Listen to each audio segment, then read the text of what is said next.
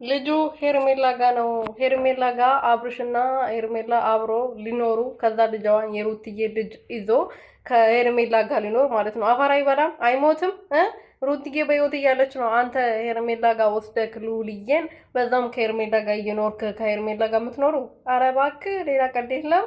እና ሩትዬ እንግዲህ ቡዜም ስልኳን አጥፍታብኛለች። አብርሃምን ትላንትና እንደዛ ካልኩት በኋላ ስልኩን አጥፍቶ ጠፍቶብኛል።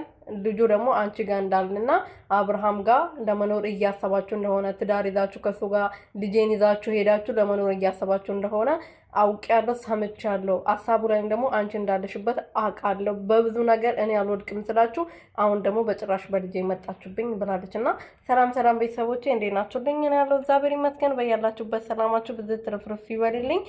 ለዚህ ቻናል አዲስ የሆናችሁ ሰብስክራይብ እያደረጋችሁ ቤተሰብ ሆኑ። ሄርሜላ እንግዲህ እኔ ልጅሽን ልጅ እቃ አይደለም፣ ልጅ ቀላል ነገር አይደለም። የሰው ልጅ ወስዶ ወይም ደግሞ የራሱ ቤት ውስጥ አስገብቶ ማኖር ቀላል ነገር አይደለም። ህፃን ልጅ ነው፣ በራሱ የሚወሰን የሚችል ልጅ አይደለም። እኔ ልጅሽን አልወሰድኩም ብላታለች። ሩትዬ ደግሞ ልጄ አብርሃም ነው እነ ቡዜ ናቸው የወሰዱት፣ አንቺ ቤት ገብተሻል ወስደሻል አላልኩም፣ ግን አብርሃም ስልክ እያነሳ አይደለም፣ ቡዜም ስልክ እያነሳች አይደለም። ስለዚህ አብርሃም እንድታገናኘኝ እፈልጋለሁ ብላታለች። ግን ሄርሜላ ምንም ማቀው ነገር የለም ብላለች። ግን በልጁ ባትነግዱ ጥሩ ነበረ። ልጁ እኔ አላቅም፣ እኔም መናገር እዚህ ቪዲዮ ላይ ማለት ነው የምር ማለት ነው ስችት ነው ያለኝ። ምን አይነት አስተያየት ራሱ መስጠት እንዳለብኝ ግራ ግብት እያለኝ ነው። ገባችሁ አይደለ?